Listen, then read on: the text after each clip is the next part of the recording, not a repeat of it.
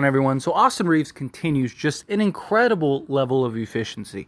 Like, that's what makes him so good, right? Like, the fact that, yes, he can go get you, 15 to 20 on any given night, and even with Team USA, he's averaging like 11 points per game, and again, this is coming off the bench. This is at many times only playing around 15 to 20 minutes, and you have FIBA, and the rules are just completely different than the NBA, so there's an adjustment period. Even this Team USA has talked about the adjustments and just kind of settling in to the various rules and things like that. And yet Austin Reaves just continues to shine and continues to just show that level of efficiency. And that's what I think is why he's going to have such a great career and why he'll have that longevity. Again, gave 12 points, shot 50% from the field, 100% from three. He shot 2 of 2 from the free throw line, right? Like, this guy still is dishing out dimes with 6 assists. He had 3 steals. He's been playing great defense all through this World Cup, the exhibition games, and then today's game. And it led to another Team USA victory. And I don't think anybody's really going to stand in the way of Team USA winning the gold. I do think Canada, like, if you look at Canada's roster, they're pretty stacked. And they're probably the closest I could see to beating Team USA. But even then, I just think Team USA, it's their depth that really adds value, right? If Ant-Man doesn't have a go in tonight, you have, Brunson and Ingram and Reaves and Halliburton. And, we've seen, for the most part, Austin Reaves really change the tide of a game. We've seen Anthony Edwards obviously change the tide of a game, completely take over a game. We've seen Halliburton really make an impact and just change the tide of the game. Jalen Brunson, right? Like, all of these guys are just talented in their own scope. And to go from Austin Reaves doesn't deserve a spot, and Austin Reaves is only on Team USA because he's a Laker, otherwise he wouldn't be there. If that's still your take, then you either just blinded by hate or you're just a casual that's just talking just to talk. This dude has done so much for Team USA, has literally saved Team USA on several occasions. Like, that Spain game, he was huge for them and completely changed the tide of that game, and is getting heavily praised continued. Right? Now, is there a level of just praise and overreactions at times because he's a Laker? Sure. If you want to say that, I'll give you that, right? If he was just a guy on like the Detroit Pistons or something like that, would he be getting as much media attention and so much media focus and so much, of everything? Probably not, right? But in the same breath, he might get a good chunk of it, because he still is getting praise, like, by Steve Kerr. Like, Steve Kerr has gone out of his way. Yes, he's been asked questions about Austin Reaves, which is media-driven by him being on the Lakers, which those type of things probably wouldn't be happening. And even after, like, the first exhibition game, everybody, they start going to the locker room, and Austin Reaves is the one that gets the shine on national television, and he's the one that gets the praise and the focus. And, he although he was really good, right? It wasn't like he had like a bad game or anything like that. But, you look at like Anthony Edwards, who led the team and stuff. Austin Reaves was the one that got the recognition. I understand that argument of like, yeah, he wouldn't be getting as much praise. Sure. But he'd still be getting a lot of praise because he's still been very good, right? And you've seen even today, right? Anthony Edwards walk into the locker room with Reaves behind him, talking about, hey, he's him, you're him. Like, I'll say it, you're him, right? Like, and just really hyping him up and really just giving him that shine. But you're also seeing the LA influence, obviously, with him playing in the Philippines. He got a ridiculous ovation, and just people just love him because the Philippines are the extension of not only the NBA, but the Lakers, right? Like, Lakers is everything. Kobe was everything in the Philippines. And even this channel and my other channel, As It Stands Lakers, right? Like, those two Laker channels are heavily, I have a lot of subscribers and a lot of viewers that are from the Philippines, that tune in to every video and want to hear all the updates and all the knowledge, because it's just such a culture there. And the Lakers are so beloved in all of their players. And if you shine obviously you're going to get love anywhere because the Lakers are global, right? I mean, Lakers are the most followed, most beloved franchise, and they're one of them in all of sports, and definitely the most in the NBA.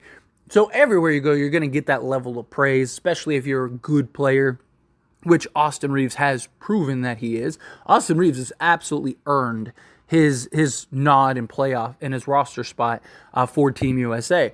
But it was really cool to just kind of see the love and shine that he got. And even he talked about it, how, he's dreamt and, is cherishing all these moments like these. Because these are the things that, you're shooting in the backyard, or you're shooting against the garage, or shooting at the park, or wherever you're at. And you're just fantasizing and dreaming about the crowd just chanting your name and screaming your name, and you just taking over and hitting big shots and doing this and doing that. Like, we all did that. Anybody that hooped at any point, right? Even if you never played like high school or college or did anything, like even if you were just like a casual hooper, right? Like, you still fantasized and dream, and 3 seconds left, Tyler's got the ball, he throws it, he makes it, right? Like, that's what we all did when we were kids. It's what we all did growing up. And then you get to this kind of level, and it's like, oh no, like, I'm here, right? Like, I am getting this praise. I am getting this shine. And it's nice to see Austin Reaves continue to stay humble through all this.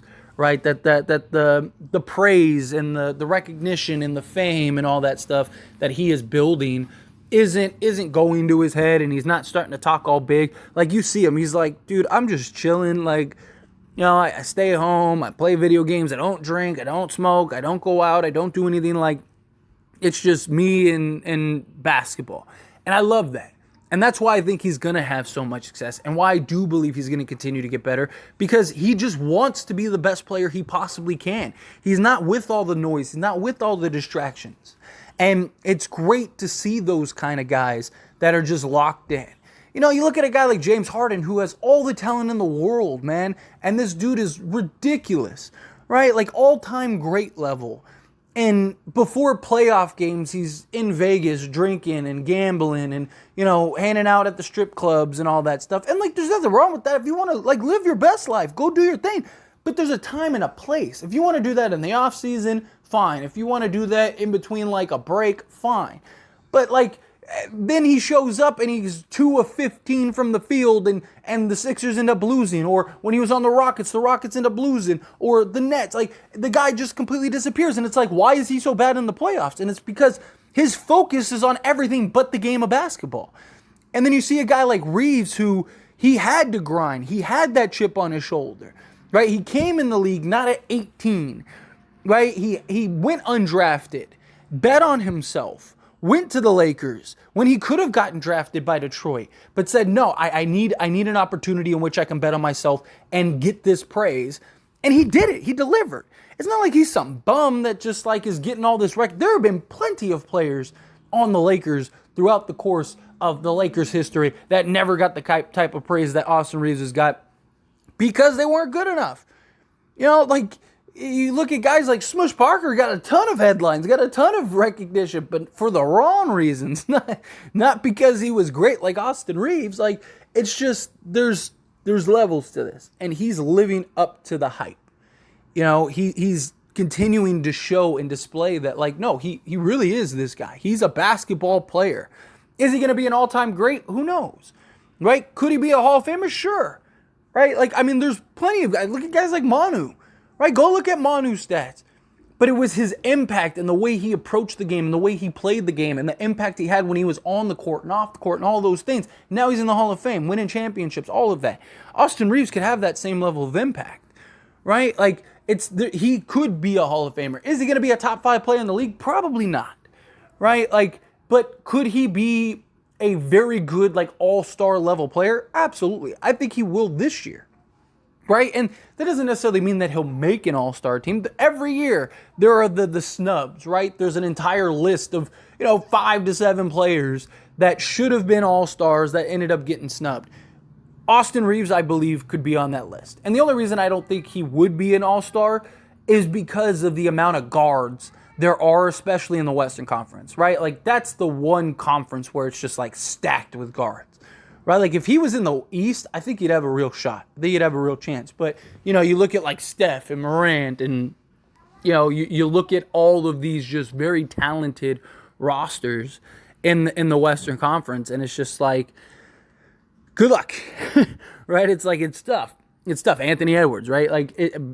But regardless, whether he ever makes an all-star team or a roster or whatever, it doesn't matter, right? He's not worried about that. He's worried about winning chips, stacking titles, winning rings for the Lakers. And I expect him to continue to improve, continue to get better, continue to have that level of impact. And I don't know, I'm pumped to see his future. I'm pumped to see, where does he look 5 years from now? Where is he 10 years from now, right? And I'm just pumped for the journey. And look, he is too, clearly. But anyway, as always, this is a discussion, so I pass the question on you. Let me know your thoughts and opinions down in the comments below. What do you think? Do you think the praise is warranted? Do you think it's not? How do you feel? Whatever your thoughts are, I'd love to hear it. Let me know.